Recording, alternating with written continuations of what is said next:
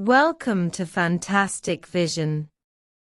Please subscribe us before you watch today's video.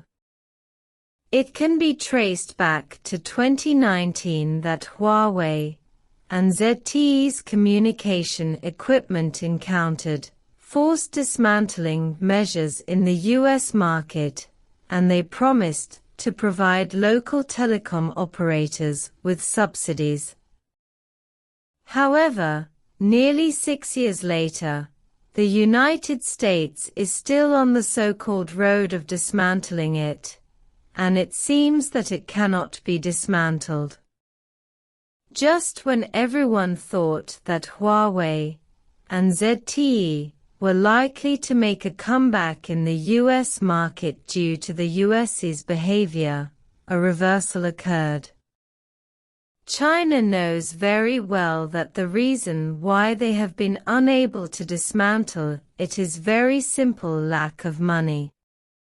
In 2021, the United States officially promulgated relevant subsidy documents and will use $1.9 billion in funds to carry out a removal and replacement plan as subsidies for local operators. At the beginning, no one questioned that the $1.9 billion was too small. However, many operators believe that even if Huawei and other related equipment are dismantled, it will be difficult for them to circumvent China's 5G patents, given that Chinese companies have a certain say in the 5G market. It is unnecessary to spend such a large price to dismantle them. However, with the United States insisting on its own way, domestic operators in the United States have also had to embark on the road of dismantling. But last year, they suddenly discovered that the amount applied by operators for subsidies had far exceeded the $1.9 billion subsidy, and there was a gap of nearly $3 billion. This situation has made some US lawmakers worried.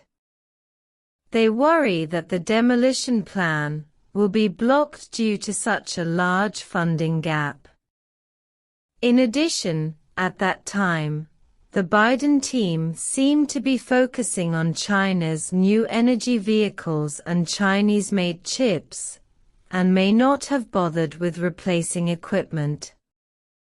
Therefore, they began to exert internal pressure to implement the demolition plan as soon as possible. However, they still have not achieved significant results. Even some American operators have slowed down their dismantling plans, and even said they will replace as much equipment as the funds for replacement. In fact, most of the United States, this is indeed what operators do. According to US media, after collecting subsidies, these companies only replaced equipment with existing costs.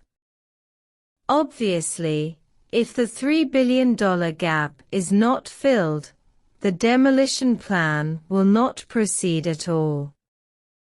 It is precisely because of their understanding of the current economic problems within the United States that many people feel that Huawei and ZTE no longer need to bear the fate of being dismantled in the US market. But things have changed. According to an announcement issued by the FCC, about 40% of companies are currently applying for additional financial subsidies to replace equipment from Chinese companies such as Huawei and ZTE. In order to meet the requirements of these operators, the White House team had requested $3 billion in funding last October. However, due to the delay in appropriation, the White House team plans to reiterate its request for the allocation of $3 billion as soon as possible by October this year, at the latest, to make up for the gap in demolition funding subsidies. This shows that the current attitude of the United States towards the forced dismantling of Chinese communications equipment is still very clear. It will not give up just because of the funding gap. On the contrary, it will continue to urge the funds to be in place to replace equipment. As a result, some analysts believe that communications equipment from Chinese companies such as ZTE and Huawei may have difficulty making a comeback in the US market. Judging from the current known attitude and the fact that they have stopped issuing laboratory certifications to Chinese companies not long ago, the direction is indeed pointing to this.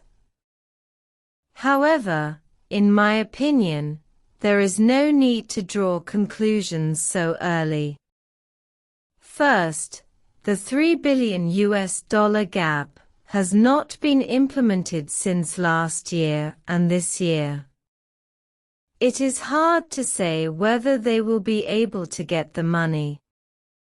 Secondly, China has been urging the United States to provide a level playing field for Chinese companies and may take relevant measures when necessary. If they continue to demolish, they need to consider this. Third, we have now entered the early stage of competition in 6G communication networks, and the patents held by Chinese domestic companies are once again leading.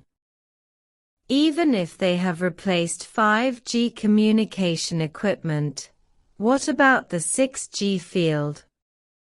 Can they really avoid Chinese communication equipment?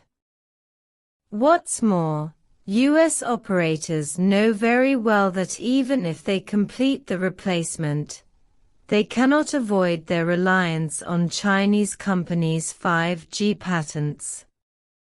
So, what do you think of this? Welcome to leave comments, like and share this.